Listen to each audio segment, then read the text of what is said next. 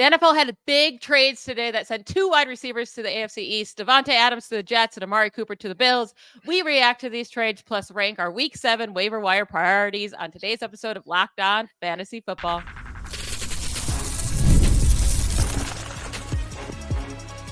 You are Locked On Fantasy, your daily NFL fantasy podcast. Part of the Locked On Podcast Network, your team every day.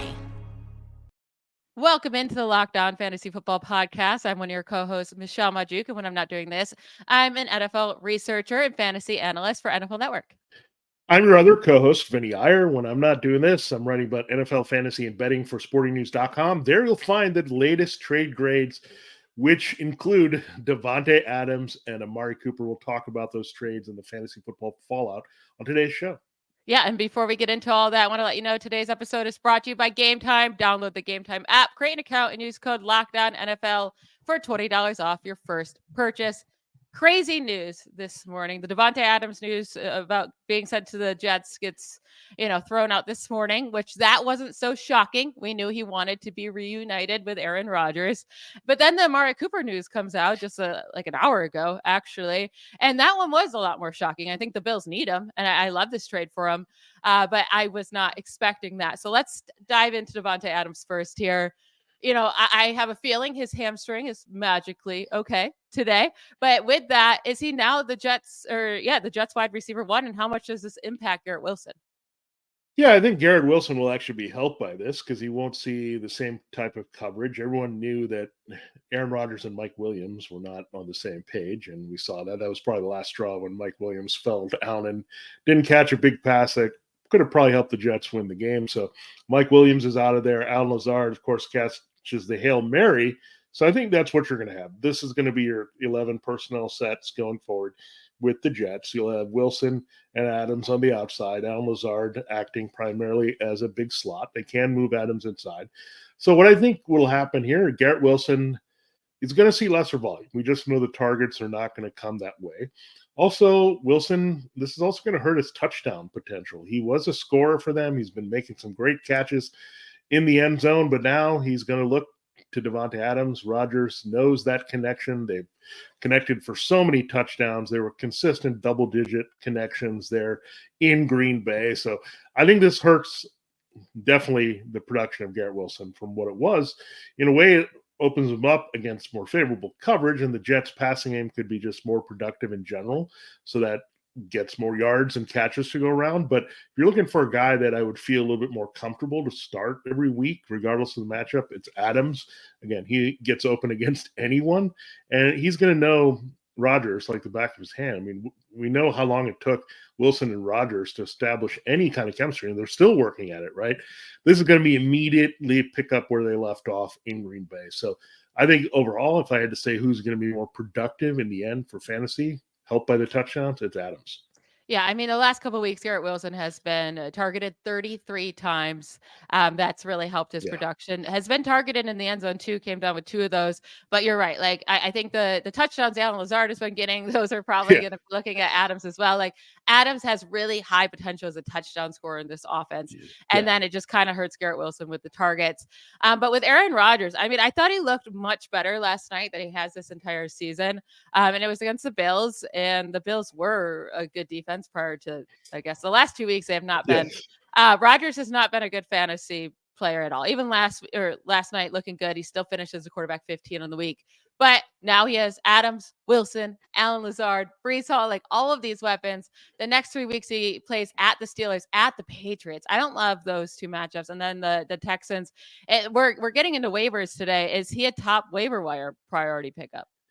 Yeah, I don't know if he's a top pickup because I think he has a ceiling, and I think that's around 250 and 2. That's what you're going to basically get from him in any given week, because the other factor that we have to consider, the Jets defense is pretty good here. So if they can get a lead and play good defense, it's going to be kind of the grinding approach with the running game to put teams away. And if you go forward, some of these Jets opponents are not the same marquee opponents.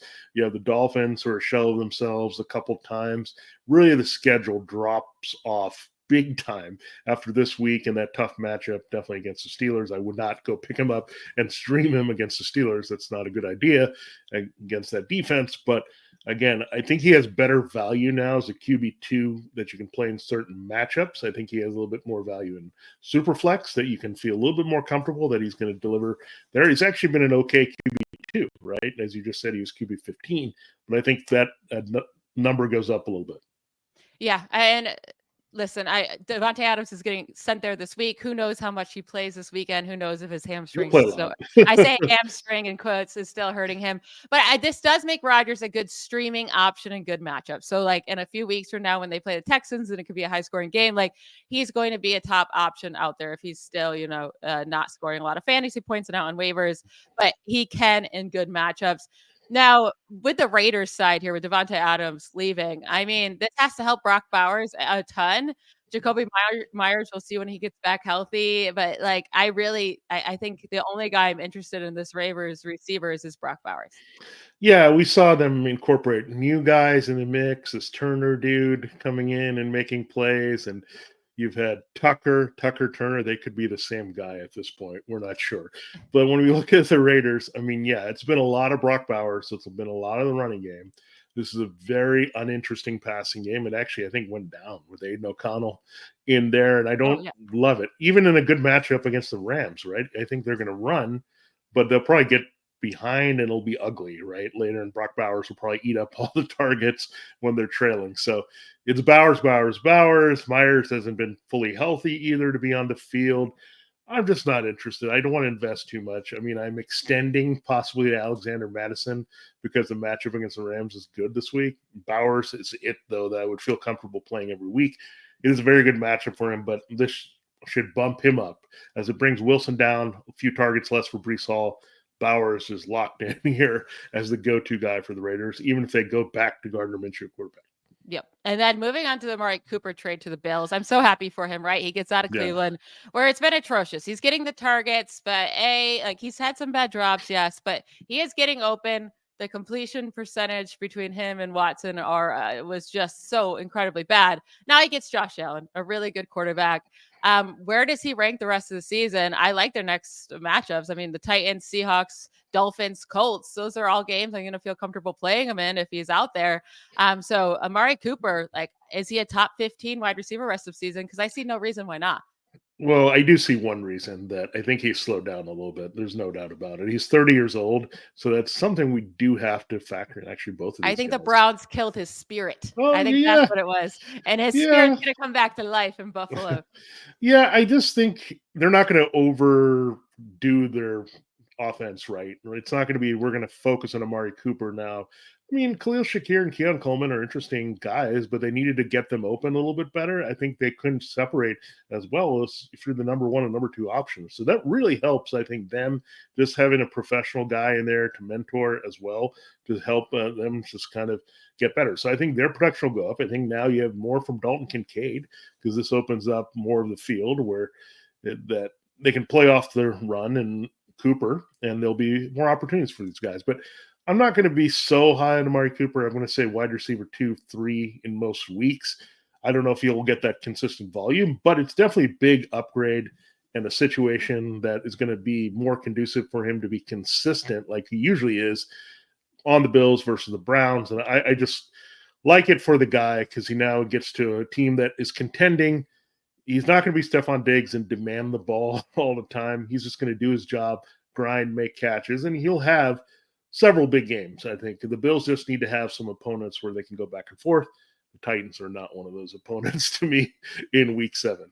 Now, with the Browns side, without Amari Cooper, I mean, they're a disaster. It's not like you're really excited about anybody. Gosh. I do think David Njoku, though, he's playable moving forward without Cooper there. Njoku actually led the team with 7 targets last week, only 5 receptions, 31 yards. But I do think, especially in this Bengals matchup, he is a playable guy. I mean, Deshaun Watson has to throw to someone, right? Has to go to somebody. So I do think David Njoku gets a bump up from this Amari Cooper trade. Definitely. And then there was some other news that broke this morning, and it would have been big news, but with these trades, it kind of is going under the radar. It looks like Russell Wilson might be starting for the Steelers moving forward. He's taking first team reps in practice. Mike Tomlin wouldn't officially say Russell's the starter, but I mean, it seems like it's going to go that way. Russell Wilson was a solid fantasy quarterback last year.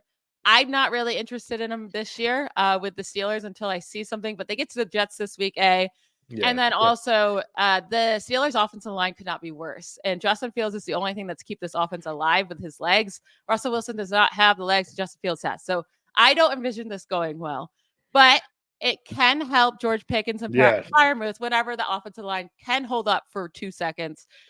Wilson will be more willing to throw those tight window throws to Pickens. So this does at least boost their fantasy outlook. Yeah, that's exactly what I think Mike Tomlin is thinking as well. Like, we need to get George Pickens going. He's a good talent. The target efficiency has been terrible with Justin Fields. So it can only go up here. So I'm really looking forward to seeing what that can do. Have the Jets, they're really stingy. And Russell Wilson, this is a really weird matchup to put him in. I know it's at home, but still facing the Jets defense immediately. But maybe that's the whole thing, is that he can overcome it a little bit, extend plays, and maybe make something of it and tough it out. So I don't know what this is. This seems like a Seahawks-Packers game from several years ago with Aaron Rodgers and Davante Adams versus Russell Wilson. But that's what we have. This is 2024.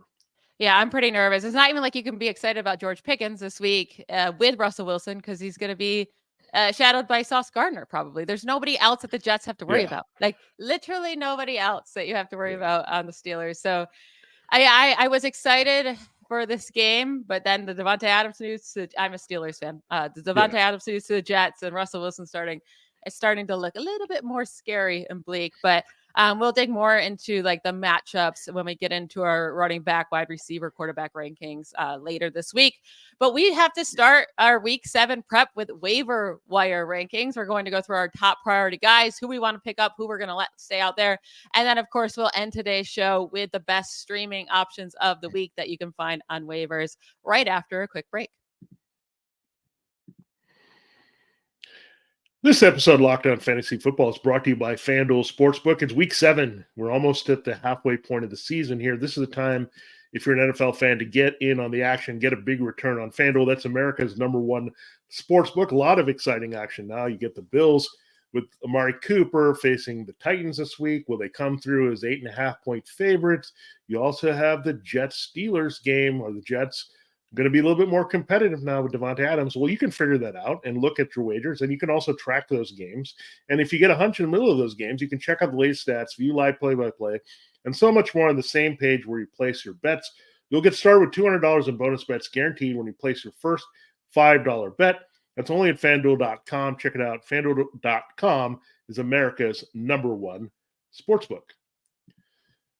Another way to get in on the action is with Prize Picks, and a pretty good week of Prize Picks. I think we went 5-1 after we went 6-0 the week before. We'll reveal those Prize Picks of the week. Michelle and I will pick 3 that you can target here on Friday's show. So get and listen to that, because we've given some really great advice here. So we will definitely look at those mores this week, but you can also look at less at Prize Picks. What is Prize Picks? It's the best place to get real money sports action. All you do is pick more or less on at least 2 players for a shot to win up to 100 times your cash.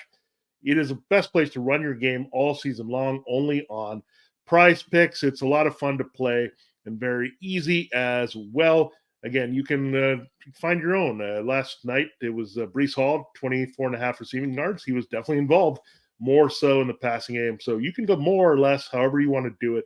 Just download the app today and use the promo code LOCKEDONNFL to get $50 instantly after you play your first $5 lineup.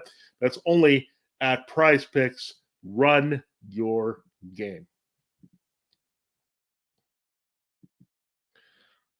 All right, Michelle, let's dive in and look at the waiver wire for this week. And look, there's a lot of help out there, and you might have gotten help just by the fact that Cooper or Adams changed teams. They're going to be more effective this week, so that could help your lineup.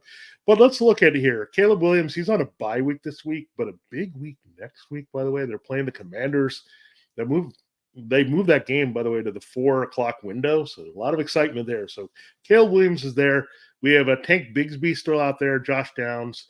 Also, I don't know if the Anthony Richardson potential could change Josh Downs, but you agree those are the 3 biggest guys that should be rostered at this point if they're still available in leagues. Yeah, I mean, they're probably already gone, but Yeah. Williams is rostered only 50% of Yeah. leagues. Now, a lot of these leagues are inactive leagues, right? So, like, I'm sure you're going to say they're not here in my leagues. Well, they might be in some of them, right? Yeah. So just check for Caleb Williams, check for Tank Bigsby now that Travis Etienne is week to week. And Josh Downs has been great. I know it's with Joe Flacco, but he was getting great reviews all summer long. So I still think he's going to be a heavy part of this offense. And Michael Pittman Jr. is like playing through a pretty bad back Yeah. injury. I think Yeah. that's going to slow him down. Downs could be the number one wide receiver on this team moving forward. So make sure those are your top three guys that you're Yeah, trying to for pick sure. up. But if they're gone, which they likely are, let's dig through some other options. Starting at running back, if you roster Jordan Mason and you've been counting on him, Isaac Guerrero is a guy you're going to want to pick up, right? It's not a great matchup against the Chiefs. I will say that. But luckily, Mason is participating in practice this week. So just keep an eye on that. And then as well with Aaron Jones, if you roster him, grab Ty Chandler. It sounds like Jones could be back this week, but just in case, so you have, your insurance policies if they do miss. Yeah, I'm a little worried that Isaac Guerrero and Jordan Mason could split work. And if they're not getting work in the receiving game in that tough matchup against the Chiefs, I'm a little concerned. But I think you have to start whoever you're getting the read on is going to be the lead back in the 49ers offense, because we know they can usually run on anyone, anywhere. It doesn't matter how good the defense is. So Durando, definitely, you should really be always ahead on the 49ers back. So I'll just say this.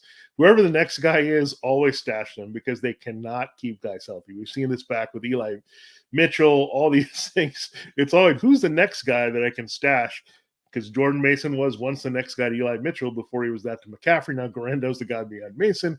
So you just know the system is just so good that we saw that. Guerendo reeled off that long run late. He could have scored in that game, but he kind of decided to pull up. But he does have talent, especially in this offense. And keep in mind, he was the fastest running back at the combine. So he's got a lot of speed. He can do a lot of damage here if he gets a chance. Yeah, I will say it was Patrick Taylor Jr. that was the backup to Jordan Mason. He's the one that came in and played. Guerendo got that That last would be carry even worse, right? If we have yeah, two backups. exactly. So even if Mason does miss, it's going to be Patrick Taylor and Guerendo together, just like it was at the end of last week. Guerendo came in for that last carry, broke it to the house, but his average before that, and Patrick Taylor Jr.'s average before that was not good. Maybe this is just a backfield you stay away from if Mason doesn't play this week, because it seems like a minor injury for Mason. If he's already participating, he should be back next week. And also Christian McCaffrey could be back any week now as well after this week.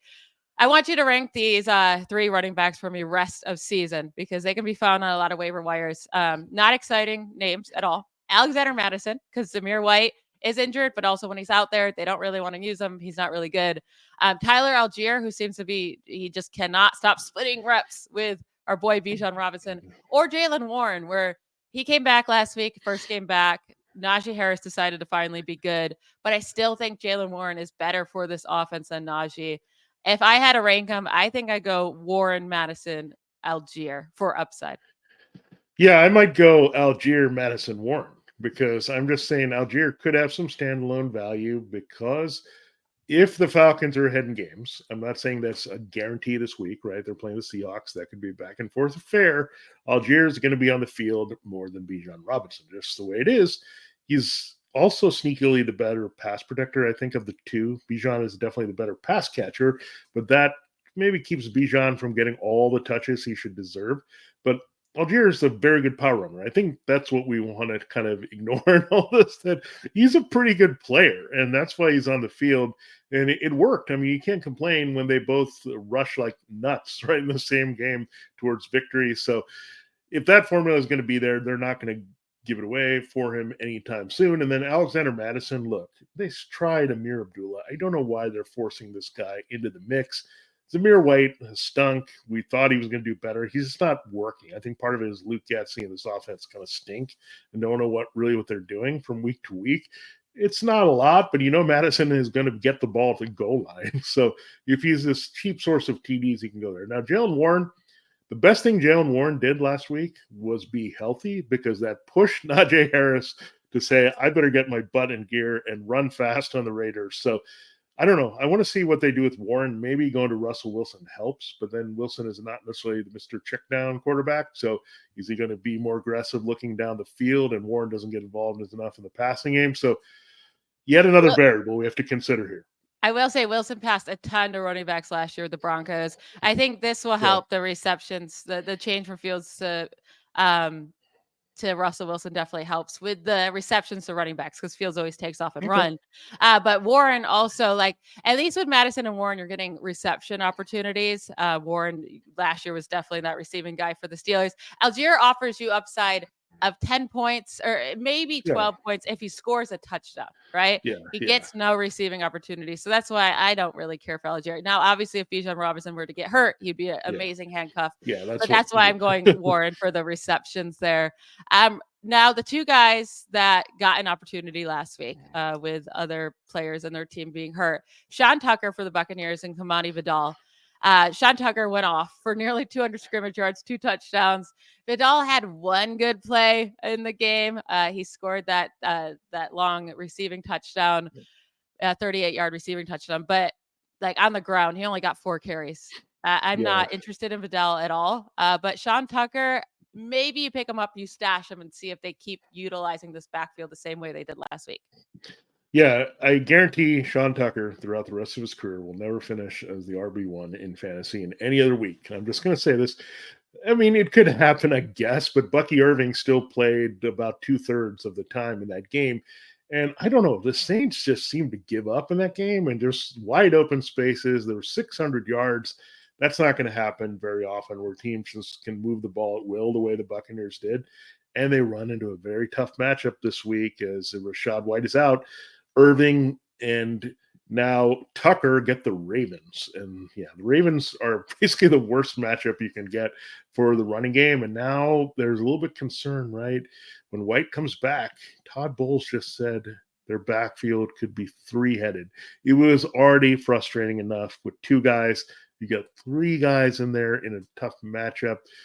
It's going to be hard. This week, it definitely looks like it's only 2 of them, but still, I'm not interested. Kamani Vidal is a very good talent, and why I'm paying attention a little bit more. Gus Edwards is hurt. Surprise, surprise. J.K. Dobbins is getting a ton of volume. He's been very productive. This Chargers offensive line, again, looks like the 49ers. Right? Plug in anybody, you're probably going to run well with them. So just watch. Dobbins does have a history of knee injuries. If they run him into the ground, Vidal's going to have a big opportunity here. And you can't totally ignore a guy that scored on his first touch and looked very explosive. So I think I'm glad because I think he has a lot more upside behind Dobbins than Edwards does. So I lean Vidal a little bit more than Tucker to have that massive, maybe league-winning upside. Maybe. I have no desire. If Dobbins goes down, I think so. Yeah, if Dobbins goes down, but still, he barely even made the team this year. So moving on to the wide receivers, because I think some of these guys are even better than the running backs we talked about. Juju Smith-Schuster actually went under the radar in many waiver wire pickups last week because he was on bye. So if people were going by just projected points to see like the top guys to pick up, like Juju was still on waivers in many, many leagues going into Sunday's game. So check for him. I think he's only like 17% rostered so far. He needs to be picked up. Was using that Rashee Rice role in Rice's first game missed with the Chiefs. Maybe they don't use him like that anymore. But if he is, like, you gotta pick him up. 130 yards and 7 receptions in week 5 prior to the bye. And then you have Demario Douglas for the Patriots, who got 92 yards and a touchdown in Drake May's first game as a starter. I think Demario Douglas is going to get the targets. He's had 9 targets in 3 of the last 4 games. And if Drake May is better than Jacoby Brissett, it could be really interesting for him. So I think Juju Smith-Schuster and Demario Douglas are really good pickups this week. Yeah, I love slot guys that can create mismatches, and both these guys do it in a different way. Juju Smith-Schuster is a big slot, and he was a borderline wide receiver 3 in his first stint with the Chiefs. So they're going to use him. There's no doubt about it. He can get open still. I think we forget how good he was at one point with the Steelers, and they put him in the right role, and that's why he's producing. It's funny how you put a player in the right role with the right quarterback, what he does. But Juju Smith-Schuster has found that in Kansas City. Demario Douglas, again, right role, right quarterback. Short area receiver for a rookie quarterback. He's going to be involved. I just like his quickness. I've liked him since he was doing some things last year, but I think he's gotten better. And again, we talked about Jalen Polk and some other guys, but I think he's the guy to watch with May going forward. Yeah, absolutely. I'm excited. We're going to talk about May here in our streaming segment in a moment, but let me ask you one more question. These are guys that can be found on waiver wires in most leagues, but they might have a good opportunity this week with guys being injured. So you got Romeo Dobbs against the Texans. We got to see if Jaden Reed will play. He injured his ankle last week. Michael Wilson against the Chargers. Marvin Harrison Jr. could miss, but they play on Monday night. Concussion could miss with a concussion, but we won't know. Plus a really tough matchup against the Chargers. Or Right. Jordan Whittington for the Rams against the Raiders this week. It looks like Cooper Kupp could be back, but Puka Nacua, if he's still out, I still think Whittington is a very solid option. Rank those three guys on how you would want to play them this week, because I think really after this week, their value will go back down anyways. Yeah, if Reed is out, I really like Christian Watson and Romeo Doubs in that game a lot because the Texans secondary is beatable and it should be a high scoring affair, right? We should get some volume from Jordan Love, which is what we want. I don't think you're going to get a lot of volume because I think Kyron Williams can take it to the Raiders this week. Yeah. But Jordan Whittington, if Cooper Kupp doesn't play, I think he's a fine play this week. I think he really showed what he could do before the bye. And then we'll see about Michael Wilson again. I'm not so enthusiastic about that matchup against the Chargers. It is a good Trey McBride game, by the way. The Chargers do struggle to cover the tight end. So you could see a big game from McBride should Harrison be out and Wilson get the tough coverage. I would also rank it for just this week, Dobbs, Whittington, and then Michael Wilson. Michael Wilson against the Chargers is a very low ceiling play. I do not like it. So it's not like I'm not trying to go out there to go get him, but if you're in a deep league, you're really struggling, there's no good guys on waivers, Michael Wilson is an option for you, especially in full PPR leagues. Now we're going to get into our favorite streamers, quarterbacks, tight ends, and defenses of the week to finish up today's episode right after we take another quick break. This episode of Locked On Fantasy Football is brought to you by the Game Time app. Buying tickets to your favorite event should not be stressful. Game Time is a fast and easy way to buy tickets for all the sports, music, comedy, and theater near you. With killer deals on last-minute tickets and their best price guarantee, you can stop stressing over the tickets and start getting hyped for the fun you'll have. It's the fastest growing ticketing app in the country for a reason. You get a panorama view of your seat before you buy, so you know exactly what to expect when you arrive. You can buy tickets in a matter of seconds, 2 taps and you're set, and they are sent directly to your email, so you don't have to dig through anything. It's super easy to find. And then they also have the best ticket coverage in the business in case anything goes wrong. They have the lowest price guaranteed, event cancellation protection, 24-hour return guarantee, and job loss assurance. So you don't have to worry when you're buying it with them. They have a great customer service, and this app will always have your back. You get to take the guessing work out of buying tickets with Game Time. Download the Game Time app, create an account, and use code LOCKEDONNFL for $20 off your first purchase. Terms to apply. Again, create an account and redeem code LOCKEDONNFL, LOCKEDON, NFL for $20 off. Download Game Time today. What time is it? Game Time. We have already talked about this guy in yesterday's show when we were reacting to the Week 6 performances, but Drake May had actually a really solid fantasy day in his first start. Put up 19.5 fantasy points, 3 touchdowns. The 2 interceptions hurt his day a little bit. But now, instead of facing the Texans' stingy pass defense, he gets to go face the Jaguars, who could not be worse as a defense. So, I mean, we saw what Caleb Williams just did to the Jaguars in London. Will Drake May have a similar performance? I think he's a really viable, good streaming option this week. Michelle, we can call 2024 the year of the rookie quarterback in fantasy football. This is crazy. Not only is Jaden Daniels QB3 on average, Caleb Williams is up to QB11, and Bo Nix is up to QB13. And Drake May might be headed that way. These guys are just learning how to compile points, right? Run and just throw it up there. They're not these like conservative dudes, right? They're just going to keep compiling. And Drake May kept compiling. He ran, he passed, and just as we saw, okay, he did run. That was great. That adds to his total. He did throw to the 2 guys he should throw to, Demario Douglas and Hunter Henry. These are the best reliable options for him. So these guys all have great matchups. I can't believe we're going from 0 to 60 on the Patriots offense just because they changed their quarterback. But Drake May viable against Jaguars. Demario Douglas is viable. and Hunter Henry's viable. So 3 options from the Patriots. Wow, this is not what I expected. Yeah, Hunter Henry might be the best streaming option out there as well against the Yeah, Jaguars. Last week, he got 5 targets, 41 yards, and a touchdown. and Cole Kmet just destroyed the Jaguars. So Exactly. So you can't really find someone better off waivers unless you're stupid like me and dropped Cole Kmet prior yeah, to last week's game. Mm. I had Sam Laporta and Kmet. I had yeah, Kmet that's hard. during my bye week for Laporta. I didn't want to keep 2 tight ends. Don't be like me. Don't be stupid. But yeah, Hunter Henry is a good pickup this week. Another option at quarterback. I mean, there's not a lot of great options this week, but maybe if Cooper Kupp is back, Matthew Stafford against the Raiders. But like you said, it could be a huge Kyren Williams game. So it's not like we're super excited about that. But if Cooper Kupp is back, he should be able to have a good game against the Raiders.